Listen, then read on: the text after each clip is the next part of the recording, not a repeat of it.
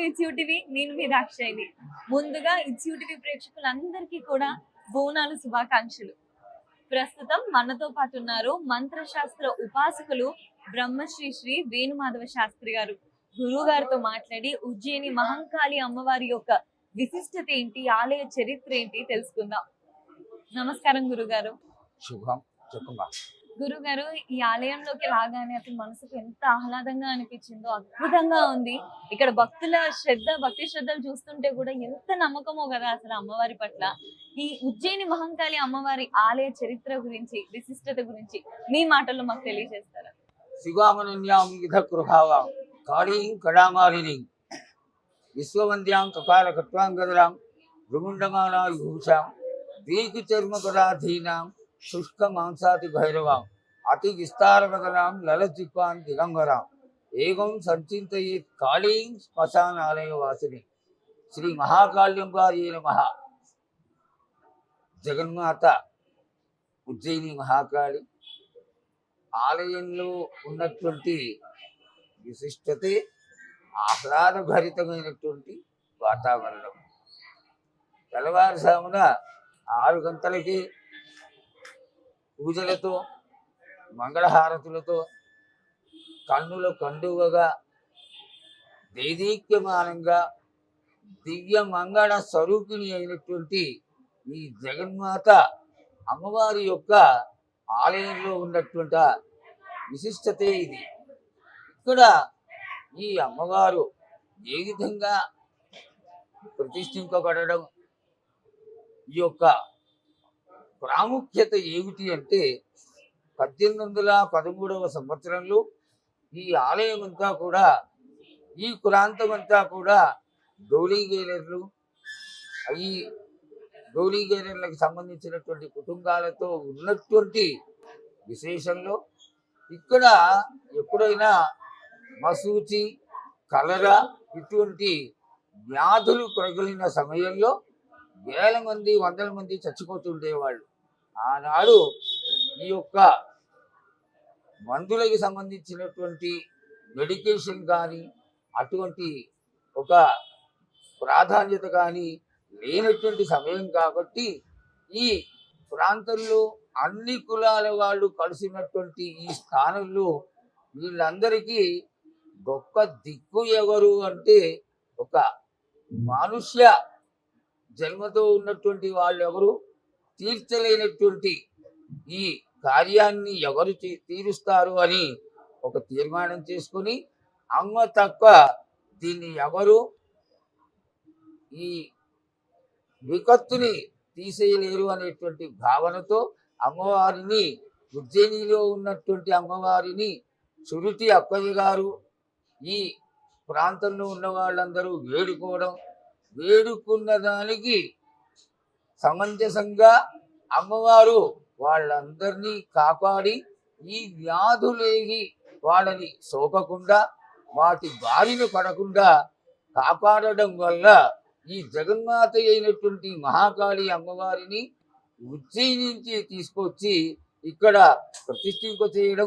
ప్రతిష్ఠింపచేసినటువంటి ఈ జగన్మాతకి ఆనాడు అందరూ సమంజసంగా చక్కగా సమానత్వంతో పూజలు పునస్కారాలు చేసుకుంటూ ఆషాఢ మాసంలో ఎప్పుడైతే ఎండలు తగ్గి ఈ వర్ష ఋతువులో, గ్రీష్మం వెళ్ళిపోతూ వర్ష ఋతువులో ఈ వానలు పడే వేళలో ఈ వ్యాధులన్నీ కురగలి దినాన్ని హింసగెడుతుంటాయో అటువంటి సమయంలో అమ్మవారి యొక్క అండ అవసరం కాబట్టి ఈ అమ్మవారికి ఈ ప్రాంతంలో కొలుకులు చెయ్యాలి అంటే ఆషాఢ మాసమే విశేషమైనటువంటి మాసం అని తలంచి ఆడబిడ్డగా భావిస్తూ, ప్రధాన దేవతగా భావిస్తూ ఈ అమ్మవారికి ఆషాఢ మాసంలో వచ్చేటువంటి మొట్టమొదటి ఆదివారం నాడు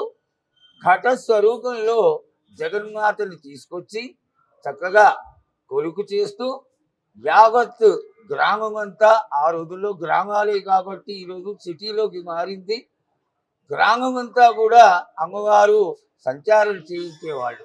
రాజ లాంఛనాలతో మేడ తాళాలతో ప్రతి ఇంటికి వెళ్ళి జగన్మాత అయినటువంటి మహాకాళి అమ్మవారు వృద్ధులని, చాతకాని వారిని, ఇంకా విశేషంగా రోగగ్రస్తులని అందరినీ కూడా ఎంతో ఆదరణతో ఆదరించి స్వస్థత కలిగేట్టుగా అందరినీ దీవించి ధనధాన్య విశేషమైనటువంటి ఆశీర్వాదంతో అందరినీ ఆశీర్వదించి అమ్మవారు ఈ 15 రోజులు కూడా సంచారం చేసి మళ్ళీ దేవాలయానికి వస్తూ ఉంటుంది.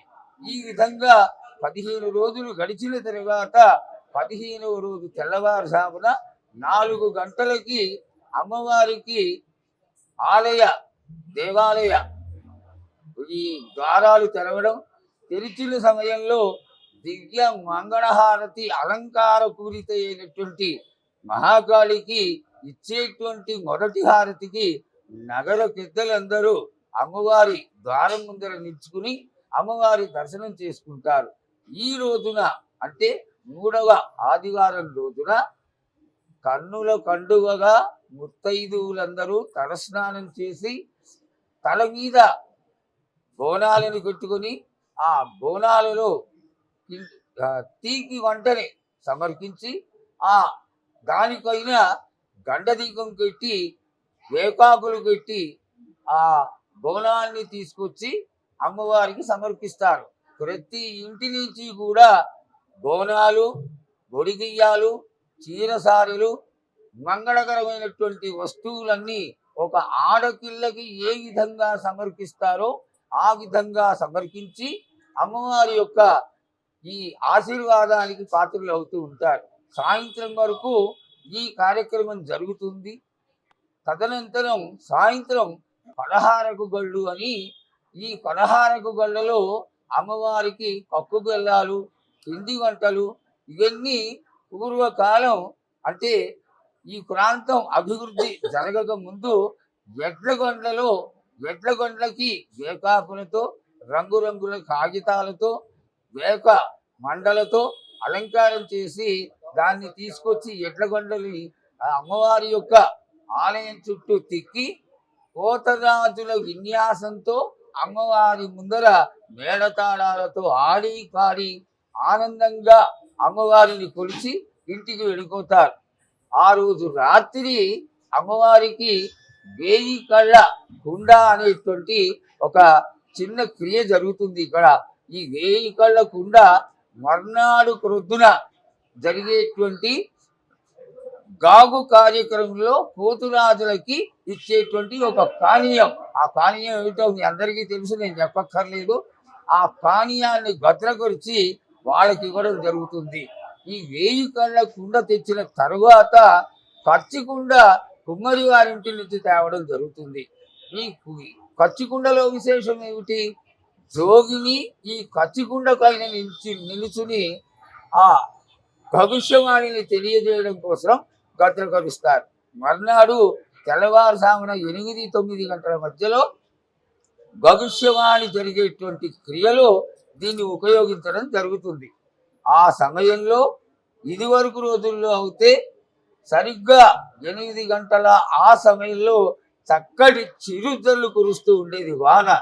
ఆ రోజున మీడియా వాళ్ళు కానీ ఈ విధమైనటువంటి సౌకర్యం కానీ లేనట్టు వాళ్ళకి గుర్తు ఏమిటి అంటే, ఇక్కడ ఉన్న ఇళ్ళ వాళ్ళందరికీ తెలిసినటువంటి లక్షణం ఏంటంటే, అహో వాన కొడుతోంది, ఈ వాన కొడుతోంది అంటే మహాకాళి దేవస్థానంలో రంగం కార్యక్రమం మొదలైందన్నమాట అని తెలుసుకునేవాళ్ళు. ఇది సత్యంగా మేమందరం కళ్ళతో చూసినటువంటి ఒక చక్కటి క్రియ ఈనాటికి ఇంచుమించుగా జరుగుతూనే ఉంది. అది అయితే ఈ మర్నాడు జరిగేటువంటి రంగం అనేటువంటి కార్యక్రమం పొద్దున 8 గంటలకు మొదలయ్యి భవిష్యవాణిని తెలియచేసినటువంటి జోగిని వెళ్ళిపోయిన తర్వాత గావు పట్టడం జరుగుతుంది. ఈ గావులో కోతరాజు వచ్చి, పూర్వకాలం దున్నకోతుల్ని కోసేవాళ్ళు, నోటితో కొరికి చంపేసేవాడు, ఆ గలిని అమ్మవారికి సమర్పించేవాడు. ఆ విధమైనటువంటి ఈ గలుల కార్యక్రమాన్ని ఈ దేవాలయంలో తీసేయడం జరిగింది. అక్కడి నుంచి ఈ సొరకాయలు, గుమ్మడికాయలు ఇవి కొట్టి అమ్మవారికి సమర్పిస్తున్నారు.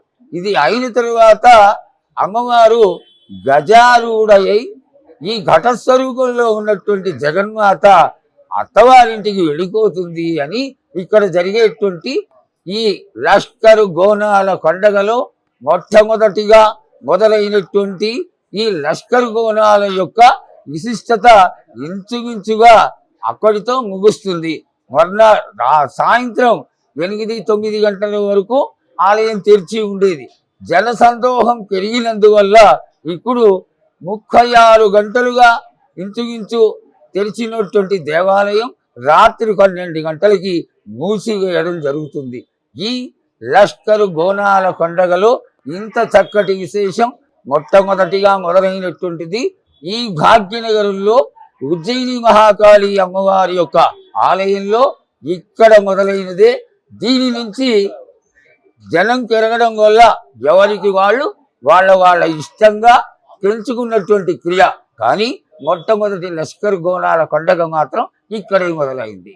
గురుగారు అసలు ఎంత పెద్ద చరిత్ర కదా, మీరంతా మాకు చిన్నగా చెప్తేనే ఇంతలా తెలుసుకోవాలి అని అనిపించింది. అంటే ఇంకా వివరంగా వెళ్తే అసలు ఇంకా ఎంత గొప్ప చరిత్ర చాలా ఉంటుందమ్మా. ఇది ఒక అద్భుతమైనటువంటి వైదిక క్రియలతో సమానంగా సాగర తంత్ర విధానంలో జరిగేటువంటి విధానం ఈ మహాకాళి దేవస్థానంలో మాత్రమే ఉంది. తదుపరి స్కాటర్ అయి అన్ని ప్రాంతాలకి వెళ్ళిందే తప్ప ఇక్కడే మొదలైనటువంటి శాక్త ప్రధానమైనటువంటి వైదిక విధానంలో కూడా కలుగుతూ చేసేటువంటి ఈ యొక్క క్రియ ఈ ఉజ్జయిని మహాకాళి దేవస్థానంలో. గురువు గారు, ఇప్పుడు మిగిలిన ఆలయాలతో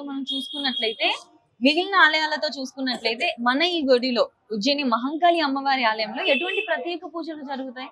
ఎప్పుడైతే మనకి స్వతంత్రం వచ్చి చెన్నారెడ్డి గారి కాలంలో ఆలయాన్ని పునరుద్ధరణ చేసి రాతి కట్టడంలో ఆనాడు ఉన్నటువంటి పెద్దలు ఓరుగంటి శంకరయ్య గారు, వారి శిష్యులు, అదేవిధంగా చిగురుగాటి విశ్వనాథం గారి తండ్రి, అంతకుముందు మా తాతగారు రంగావజ్జుల జయకృష్ణయ్య గారు, వారు అడ్వైజర్గా ఉండేవారు ఈ దేవాలయానికి. శాక్త సంఘం ఉండేది, 70-80 మంది బ్రాహ్మలు. అమ్మవారి యొక్క విశిష్టత తెలిసి ఇక్కడ పారాయణలు, మంత్ర శాస్త్ర విధానానికి అనువైనటువంటి క్రియలు ఇవన్నీ కూడా ఇక్కడ అద్భుతంగా జరుగుతూ ఉంటాయి.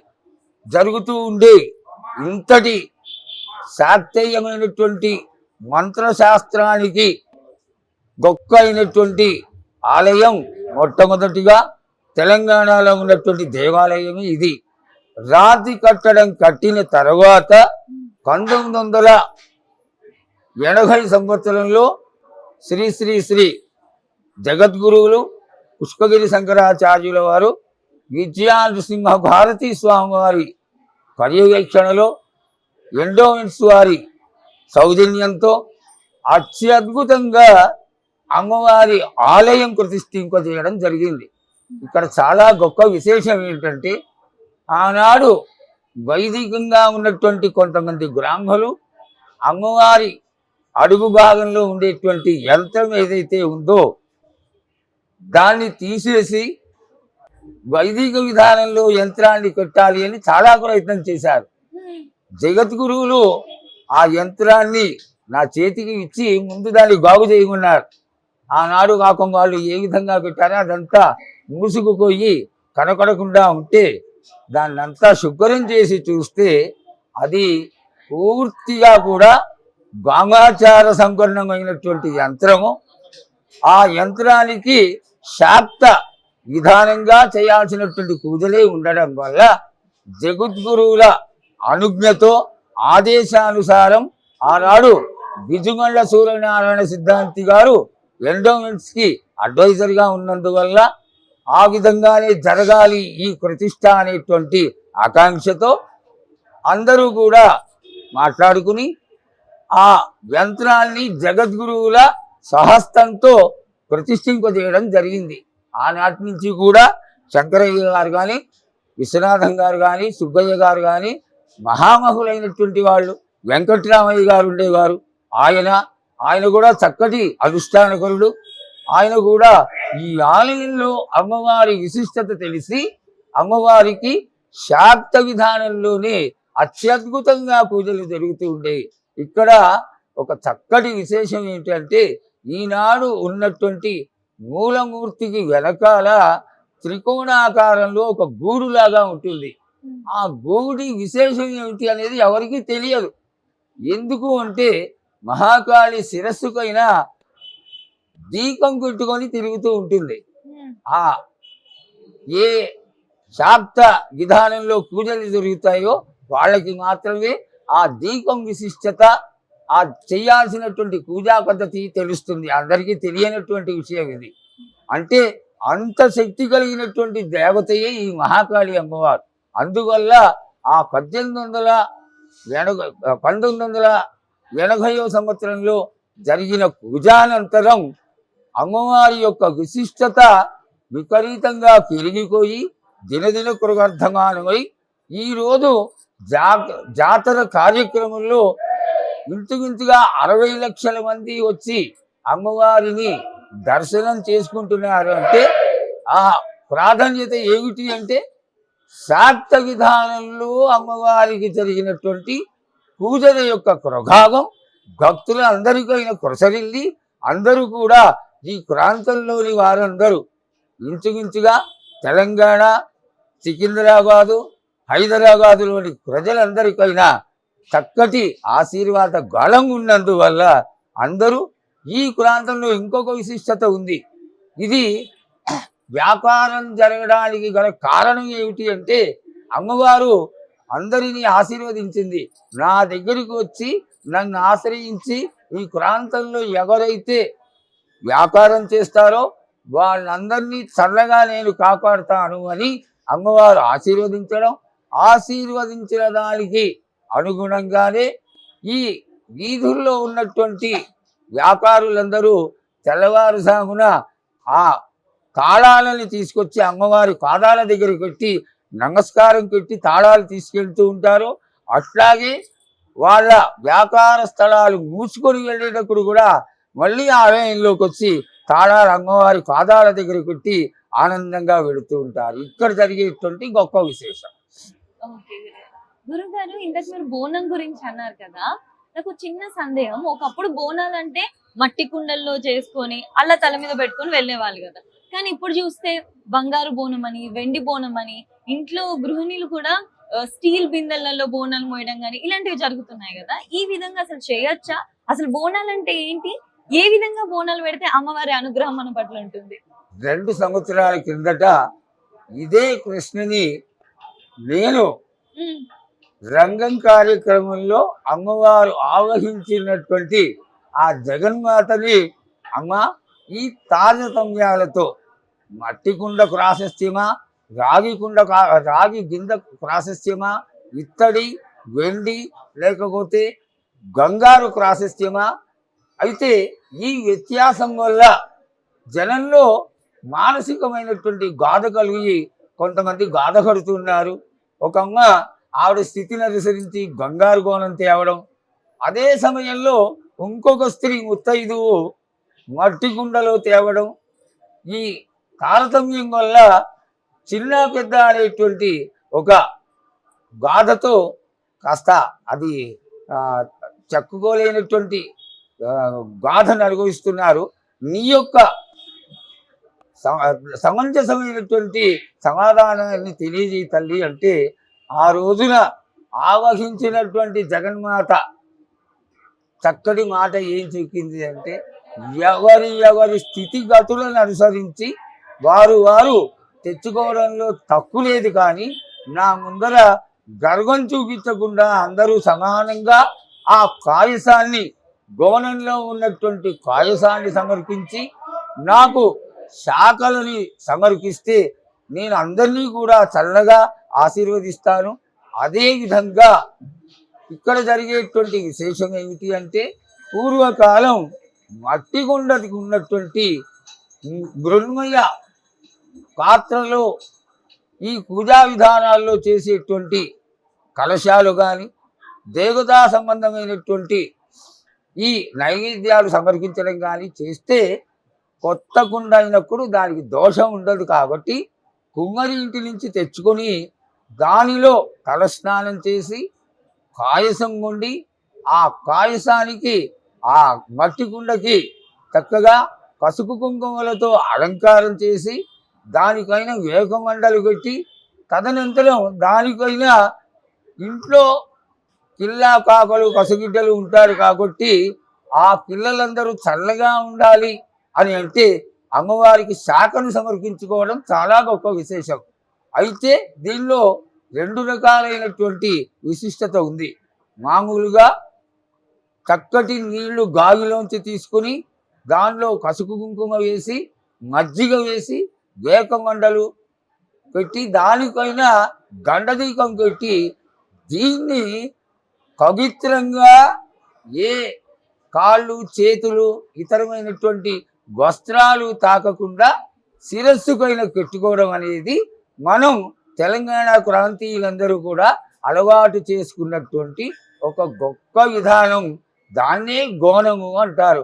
గోనము అనేటువంటి పదానికి ప్రకృతి వికృతుల్లో గోనమే భోజనమే గోనంగా మారి ఈ ప్రాంతంలో ఈ తెలంగాణ భాషలో భోజనాన్ని అమ్మవారికి సమర్పించేటువంటి తీపి వస్తువుని గౌనంగా మారింది. కాకపోతే దీనిలో ఏవి వేరైనటువంటి అర్థము కానీ ఒక ప్రత్యేకత కానీ ఏవి లేవు.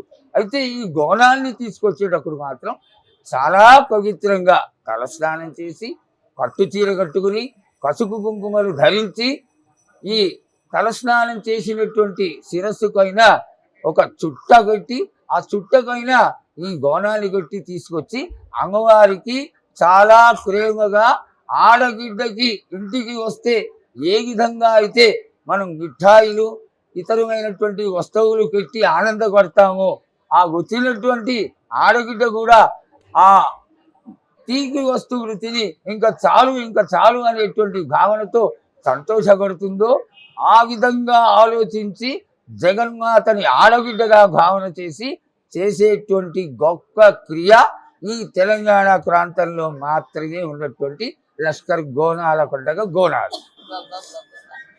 అసలు గురుగారు ఇంత చక్కగా చెప్తున్నారు. అసలు చక్కగా బోనాలకి ఎంత చరిత్ర. అసలు అమ్మవారికి మనం భోజనం పెట్టడమే దాన్నే మనం బోనము అని చెప్పేసి అంటున్నాము అని చెప్పి ఎంతో ప్రేమగా అందరూ కూడా బోనాన్ని సమర్పిస్తూ ఉంటారు కదా. గురుగారు ఒక చిన్న సందేహం, ఈ మహంకాళి అమ్మవారికి నైవేద్యంగా మనం సమర్పించే బోనం ఏదైతే ఉందో ఆ బోనంలో ఉన్న పదార్థాల యొక్క ఆధ్యాత్మిక తాత్పర్యం ఏంటి? వాటి వెనుక ఉన్న ఆధ్యాత్మిక తాత్పర్యం ఏంటి మీ మాటల్లో చెప్తారా? మనం సాధారణంగా వైదిక విధానంలో పూజ చేశాము అంటే షోడశోపచార పూజ అనేటువంటి ఒక క్రియతో దేవతకి పూజ చేస్తాం.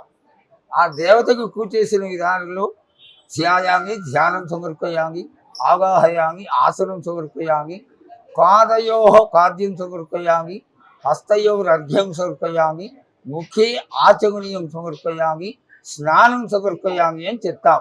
ఇక్కడ వరకు చెప్తున్నది ఎందుకు అంటే దేవతని ఆవాహన చేసిన తర్వాత పాద్యం ఇస్తాం, అంటే కాళ్ళు కడిగే నీళ్లు ఇస్తాం, కాళ్ళు కడుగుతాం.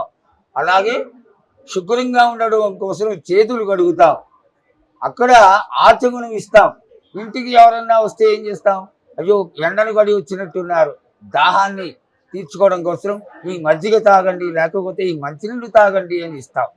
ఇది అయిన తర్వాత వాళ్ళు భోజనానికి వచ్చినట్టయితే పూర్వకాలం స్నానం చేయండి భోజనం చేద్దురు కానీ అంటాం. స్నానం చేయిస్తాం దేవతకి. స్నానం చేయించిన అనంతరం అలంకారం చేస్తాం, వస్త్రం సమర్పిస్తాం, యజ్ఞోపవీతం సమర్పిస్తాం, గంధం సమర్పిస్తాం, పసుపు కుంకుమలు సమర్పించి అలంకారం చేసి ఆ దేవతకి పూజ అయిన తర్వాత దీప నైవేద్యాలు ధూపం ఇచ్చి చక్కటి సువాసన భరితమైనటువంటి వస్తువులతో మంగళప్రదంగా ఉండాలి అని ధూపం వేస్తాం. తర్వాత దేవతని ఆరాధించడం కోసం దీపం చూపిస్తాం. అప్పుడు నైవేద్యం పెడతాం. నైవేద్యం పెట్టడం అనేది ఎంత చక్కటి విశేషం అంటే మనం ఏ విధంగా ఆహారాన్ని స్వీకరిస్తున్నామో అంతే చక్కటి విధానంగా చక్కటి అరిటాకులో ఉన్నవాళ్ళు ఉన్న విధానంగా అరిటాకులో అన్ని వస్తువులని వడ్డించి ఆ దేవతకి కడుపు నిండా భోజనం చేయమని ఆహారాన్ని సమర్పిస్తాం. ఏ విధంగా మనం ఏ విధంగా మనుష్య స్వరూపంలో ఉండి స్వీకరిస్తున్నామో దేవత తీసుకుంటుంది తీసుకోదా అనేది చాలా చిన్న విషయం, అది తక్కువ విషయం. దేవతకి నైవేద్యం పెట్టినటువంటి ఆహారాన్ని మీరు స్వీకరించి చూడండి. ఒక విశేషమైనటువంటి ప్రత్యేకత కలిగినటువంటి మధురమైనటువంటి రీతిలో ఈ ప్రసాదం కమ్మదనాన్ని ఉంటుంది.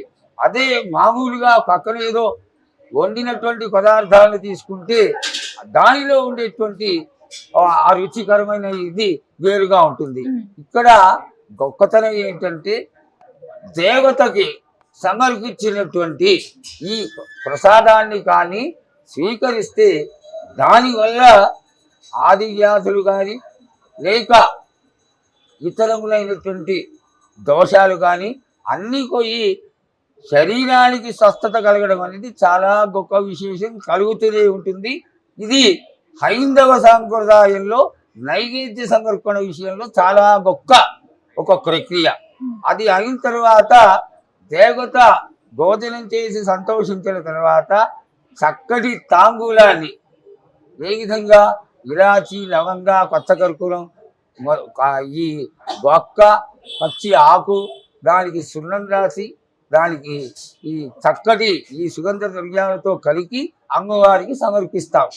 తాంబూల పూరితముఖి లలితా సహస్రనామంలో చెప్పినట్టుగా తాంబూల పూరితముఖి ఆవిడ ఆ తాంబూలాన్ని వేసుకున్న తర్వాత మంగళకృతమైనటువంటి మంగళ స్వరూపినికి మంగళకరమైనటువంటి దివ్య మంగళహారతినిచ్చి మాకు ఆనందాన్ని కలుగజేయమని ఆవిడలో ఉన్నటువంటి చైతన్యం మన మీద ప్రసరిల్లాలి అనేటువంటి భావనతో ఆ హారతిని కళ్ళకు అద్దుకుని సమర్పించుకుని ఇక్కడితో పూజా విధానం ముగించి అమ్మవారికి మంత్రపుష్పాది కార్యక్రమాలు చేసిన తర్వాత పూజా విధానాన్ని అమ్మవారికి సమర్పణ చేస్తాం. దానిలో కూడా సార్థమే మళ్ళా ఆ పూజా విధానాన్ని సమర్పించడం వల్ల అమ్మవారు సంతోషించి దివ్యానుగ్రహాన్ని కలుగజేస్తుంది అనేటువంటి భావన.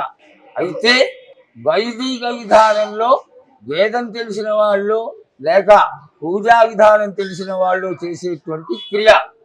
అదే శాబర విధానానికి వచ్చి కామరులైనటువంటి జనాలు ఏ విధంగా చేసుకుంటారు అంటే ఆ బోనాన్ని అమ్మకి సమర్పించి ఆవిడ తిన్నది ఆవిడ తిని మనని సంతోషంగా ఆశీర్వదించింది అనేటువంటి భావనతో మిగిలినటువంటి ఆ ప్రసాదాన్ని అమ్మవారి యొక్క ప్రసాదంగా అందరూ స్వీకరించడం జరుగుతుంది. గురువు గారు, మీరు ఇందాక చెప్తున్నప్పుడు ఒక మాట భవిష్యవాణి అని కూడా అన్నారు కదా. 2026లో అసలు భవిష్యవాణి ఏ విధంగా ఉండబోతుందని మీరు అనుకుంటున్నారు? భవిష్యవాణి అనేటువంటి క్రియ ఇంచుమించుగా 250 సంవత్సరాలుగా ఈ యొక్క మీడియా కానీ ప్రసార మాధ్యాలు కానీ ఇవేవి లేని సమయంలో జగన్మాతని ఏ విధంగా ప్రసన్నం చేసుకోవాలి, చేసుకున్నటువంటి ఈ యొక్క విశిష్టత అందరికీ ఏ విధంగా తెలియాలి అనేటువంటి ఒక చక్కటి ఉద్దేశంతో ఈ యొక్క భవిష్యవాణి అనేటువంటి చక్కటి క్రియని మొదలుపెట్టడం జరిగింది. ఇందులో గొప్పతనం ఏమిటంటే అమ్మవారి మహాకాళి, ఉజ్జయిని మహాకాళి అమ్మవారి ఎదురుగుండా ఉన్నటువంటిది రాజమాతంగి ఆలయం.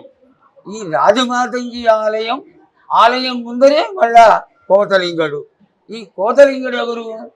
మనం తీసుకొచ్చినటువంటి చల్లటి పానీయం కానీ ఈ యొక్క ప్రసాదం కానీ అక్కడ సమర్పించడం జరుగుతుంది. వేపాకులతో ఉన్నటువంటి ఈ యొక్క శాఖ కొంతమంది చెప్పారు కదా, మజ్జిగ వేసి చేయడం, ఇంకా కొంచెం రౌద్రంగా చేద్దాం అనుకునేటువంటి వాళ్ళు చెప్పకూడనటువంటి విషయం. కళ్ళును కూడా సమర్పిస్తూ ఉంటారు. ఈ గ్రామీణ ప్రాంతాల్లో దేవతకి కళ్ళు సమర్పిస్తే దేవత శాంతిస్తుంది, చల్లగొడుతుంది. ఈ అమ్మవార్లు రావడం కానీ, మసూచి ఆది రోగాలు కొరగడం కానీ జరగవు అనేటువంటి ఉద్దేశంతో కళ్ళుని సమర్పించడం చేస్తూ ఉంటారు. అయితే ఇందులో గొప్పతనం ఏంటంటే ఆ కోతలింగడి ఎదురుకుండా గుంట తవ్వుతారు. ఆ గుంట బాగా ఒక గారెడు లోతుకుంటుంది. మట్టి తీసేసి అక్కడ 8 జాతుల వాళ్ళు, ఏర్కులు, గైండ్లు మొదలైనటువంటి వాళ్ళందరూ కూడా ఇక్కడ కులమత తత్వ భేదం లేదు అని తెలియజేయడానికి ఇది ఒక గొప్ప తార్కాణం. బ్రాహ్మణే వచ్చి చేసేటువంటి క్రియలు వేరే ఉంటాయి, అన్ని కులాల వాళ్ళు కలిగి చేసేటువంటి క్రియలు వేరే ఉంటాయి. దానిలో గొప్ప విశేషమే ఈ రంగం కార్యక్రమంలో అన్ని జాతుల వాళ్ళు, అన్ని కులాల వాళ్ళు వచ్చి ఈ అమ్మవారి సమక్షంలో నిల్చున్నప్పుడు గుంట తీసినటువంటి ఆ స్థలంలో పూజ చేసి ఈ పచ్చికుండని బోర్లించి కట్టడం, ఒక దేవతామూర్తిని ప్రతిష్ఠ చేసినప్పుడు ఏ విధంగా అయితే బంగారము, వెండి, ముత్యము, పగడం ఈ మొదలైనటువంటి కాస్ట్లీ వస్తువులు వేసి దేవతా చైతన్యానికి ఒక స్థితి కలగడం కోసం పెడతామో, అదే విధంగా ఒక చాటలో పసుపు, కుంకుమ ఈ విధమైనటువంటి ద్రవ్యాలన్నీ వేసి దానిపైన పెట్టడం, ఆ పెట్టినటువంటి చాటపైకి ఎప్పుడైతే ఈరోజు స్వర్ణలతని దేవాలయానికి సంబంధించిన పెద్దలందరూ కలిసి మేళతాళాలతో వెళ్ళి స్వర్ణలతకి ఒడిగియం కోసి అమ్మవారిగా భావన చేసి మేళతాళాలతో తీసుకొచ్చి ఈ 8 జాతుల వాళ్ళందరూ కూడా శాపద మంత్రాలతో అమ్మవారు స్వర్ణలతకి ఆవహించేట్టుగా చక్కగా మంత్రాలతో ఆ అమ్మవారు వచ్చే విధంగా మంత్రాలు ఉచ్చరిస్తారు. ఉచ్చరించి అమ్మవారు వచ్చిన తర్వాత శరీరం ఏమిటి అనేది అక్కడ మనకు అర్థం అవుతుంది. అంతసేపు బయట నిలబెట్టి అమ్మవారు వచ్చిన తర్వాత ఆ స్వర్ణలతని ఈ కచ్చికుండ పైకి నిలబెడతారు. నిలబెట్టేసరికి కచ్చికుండ పగిలిపోకుండా అమ్మవారు ఉన్నంతసేపు చాలా జాగ్రత్తగా ఉంటుంది. అమ్మవారు తన యొక్క ఆశీర్వాదాన్ని పూర్తిగా తెలియచేసి తాను సంతోషపడ్డట్టు, లేదా దోషాలు జరిగినాయి, దోషాలకి పరిహారం చేయండి అని చెప్పి ముందు జరిగినటువంటి సంవత్సరంలో ఏ విధమైనటువంటి దోషాలని తెలియజేస్తూ ఉంటుంది. అలాగే వచ్చే సంవత్సరంలో ఎండలు బాగా కాస్తాయి, వానలు బాగా ఉంటాయి, సస్యశ్యామలంగా పంటలు కాడులు ఉంటాయి అని తెలియజేస్తూ అమ్మవారు వెళ్ళిపోవడం జరుగుతుంది. ఈ విధంగా మనకి భవిష్యవాణి అనేది అంతా కూడా ఇలా జరుగుతుంది. ఈ కార్యం అంతా కూడా. గురుగారు, ఇందాక మీరు మాట్లాడేటప్పుడు బల్లులు ఒకప్పుడు నోటితోనే ఇలా కొరికేసే వాళ్ళు అని చెప్పేసి అన్నారు కదా, ఇప్పుడు అది ఆపేశారు అని అన్నారు కదా. అసలు బోనాలంటేనే అమ్మవారికి ఎంతో ప్రీతికరం. అలాంటప్పుడు బలులు అనేవి అవి ఆపేసినప్పటికీ కూడా ప్రస్తుత కాలంలో ఎటువంటి బలులు అవుతున్నాయి? జగన్మాత మహాకాళి యొక్క స్వరూపమే రౌద్ర స్వరూపిణి.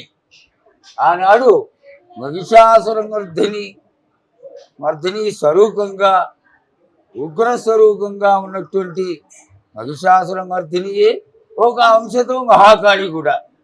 ఆ మహాకాళికి ఈ ప్రాంతంలో మా తాతగారు వాళ్ళ సమయంలో, అంటే నాకు 3వ తరం కింద 80-90 దున్నకోతుల్ని ఆలయం ముందర బలిచ్చేటువంటి వాళ్ళు. పండగ రోజున ఆలయంలోకి రావాలి అంటే బ్రాహ్మణులు భయపడేవాళ్ళు. బయట నుంచి దర్శనం చేసుకోవడం, ఆ విధంగానే కాస్త చిన్నపిల్లలు కానీ భయభ్రాంతులతో ఉండేవాళ్ళు, కానీ లోపలికి వచ్చేవాళ్ళు కాదు. అటువంటి సమయంలో ఆర్య సమాజం వాళ్ళు ఈ ప్రాంతాన్ని వారి యొక్క ప్రజ్ఞతో ఉద్ధరించాలి అనేటువంటి భావనతో ఈ గలులని ఆపేయడం జరిగింది.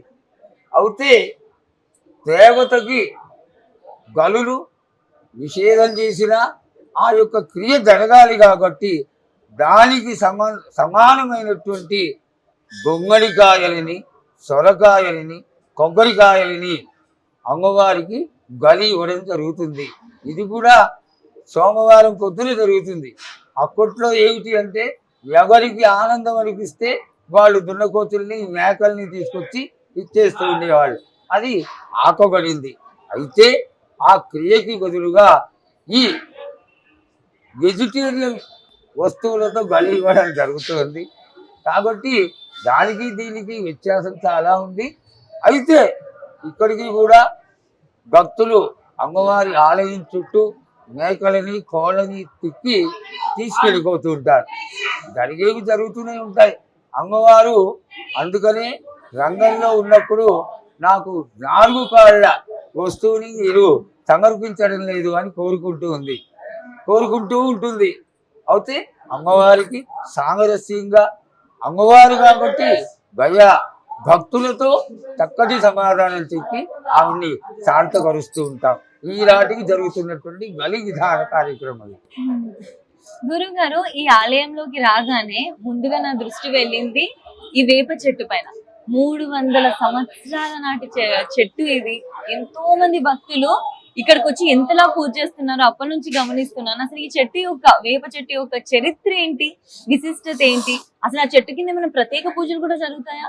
ఈ ప్రాంతంలో డోలి అందరూ నివసించేటువంటి సమయంలో ఉజ్జయిని నుంచి జగన్మాతని తీసుకొస్తూనే వాళ్ళకి కలిగించినటువంటి ఈ వేప చెట్టు కింద అమ్మవారిని పెడితే బాగుంటుంది అని వాళ్ళు ఆ మూర్తిని ఇక్కడ పెట్టేయడం జరిగిపోయింది.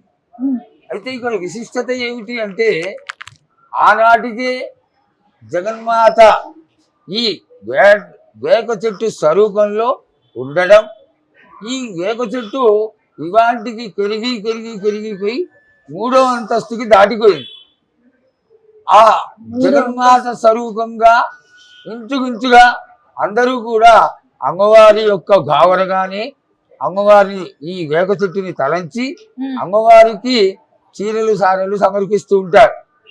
ఇంకా విశేషం ఏంటంటే ఆలయం ఇక్కడ పనిచేస్తున్నటువంటి ఎండోమెంట్స్ వారందరూ ప్రత్యేక శ్రద్ధ తీసుకొని ప్రతి శుక్రవారం కూడా అమ్మవారి యొక్క ఇంచుమించుగా అందగలిగినంత భాగానికి చక్కగా పసుపు రాయించి దాని నిండా ఆనందంగా అందరూ చూస్తే భక్తి భావన కలిగే విధంగా గొట్లతో అలంకారం చేయించి ముఖ స్వరూపంగా కలిగించేటువంటి భాగంలో అమ్మవారికి చీర కట్టి ఒక చక్కటి పూలదండ వేసి అమ్మవారు సజీవంగా ఇక్కడ ఉన్నటువంటి భావనతో పూజ చేస్తూ ఉంటారు.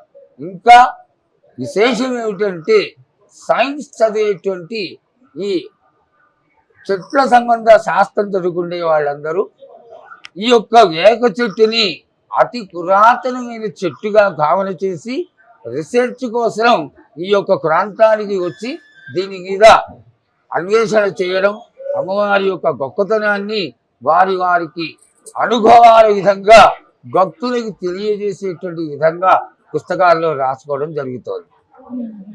గురుగారు, చక్కగా అసలు ఉజ్జయిని మహంకాళి అమ్మవారి ఆలయం యొక్క చరిత్ర గురించి, విశిష్టత గురించి గొప్పగా వర్ణించారు. ఇంకొక చిన్న సందేహము ఏంటి అంటే, మనం బయట చూసుకుంటే వారాహి అమ్మవారి నవరాత్రులు, రాజశ్యామల అమ్మవారి నవరాత్రులు ఇవన్నీ జరుగుతున్నాయి కదా. వాటితో పోలిసి ఇక్కడ ఈ ఆలయంలో ఎటువంటి నవరాత్రుల ఉత్సవాలు జరుగుతూ ఉంటాయి?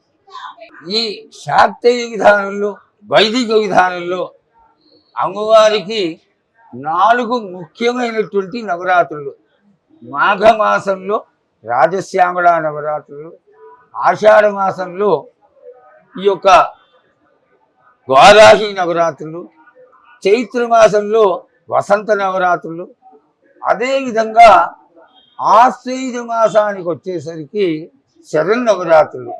అన్ని నవరాత్రుల్లోకి కూడా చాలా విశేషమైనటువంటి ఈ శరన్నవరాత్రుల్ని మహాకాళి దేవాలయంలో చాలా అత్యద్భుత విధానంలో జాతర ఏ విధంగా అయితే జరుగుతుందో అంత ప్రాధాన్యతనిచ్చి శాక్తేయ విధానంలో వైదిక విధానంలో నవరాత్రులు చేయడం, నిత్యము చండీ హోమాలు, అమ్మవారికి మంత్రానుష్ఠానాలు, ఇతరములైనటువంటి వైదిక పూజలన్నీ కూడా 10 రోజులు చాలా గొప్పగా జరుగుతాయి.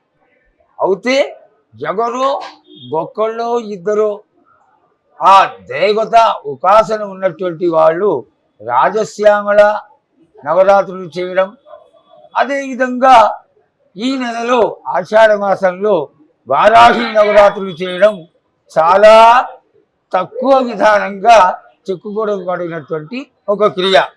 ఈనాడు వేలం చేసి తలకి చుట్టింది అన్నట్టుగా, రోకలి గట్టం అన్నట్టుగా అతి ఎక్కువైపోయింది.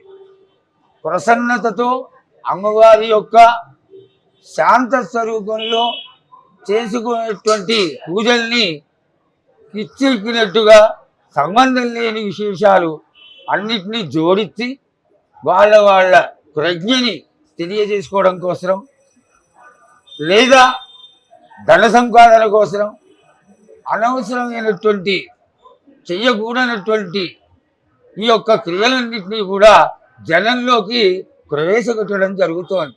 అందులో ఈ వారాహిలో ఉన్నటువంటి ఒక విశిష్టత ఏమిటి అంటే, వారాహి చేసేవాడి వాకిట్లో ప్రత్యంగిన చేసేటువంటి వాడి పంచన భోజనమే చెయ్యరాదు అనేది ఒక చిన్న శాస్త్రం. ఎందువల్ల? వీళ్ళు ఉగ్రదేవతలు కాబట్టి.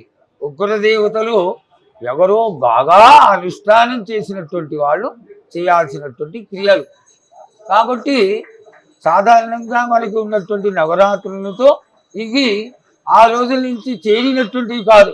ఎవరో 100కి 1,00,000కి ఒకళ్ళు చేసేటువంటి వాళ్ళు ఈ రోజున ఎక్కడ చూసినా ఎర్రగొట్టలు కట్టేసుకోవడం, వారాహి నవరాత్రులు చేయడం, రాజశ్యామల నవరాత్రులు చేయడం ఒక విధానంగా అలవాటు పరుచుకుంటున్నటువంటి ఒక క్రియ. ఇంకా రాజశ్యామల అంటే శారదాదేవి స్వరూపం కాబట్టి కొద్దిగా దానికి ప్రాధాన్యత ఇవ్వచ్చు. కానీ ఉగ్రదేవత అయినటువంటి ఈ వారాహికి ఎంత దూరంగా ఉంటే అంత శ్రేయస్కరము, దేశానికి మంచి జరుగుతుంది అనేటువంటి అంటే తెలిసి తెలియని వాళ్ళు చేస్తున్నారు కాబట్టి, నిష్ణాతులైనటువంటి వాళ్ళు చేస్తే దానిలో దోషం ఉండదు.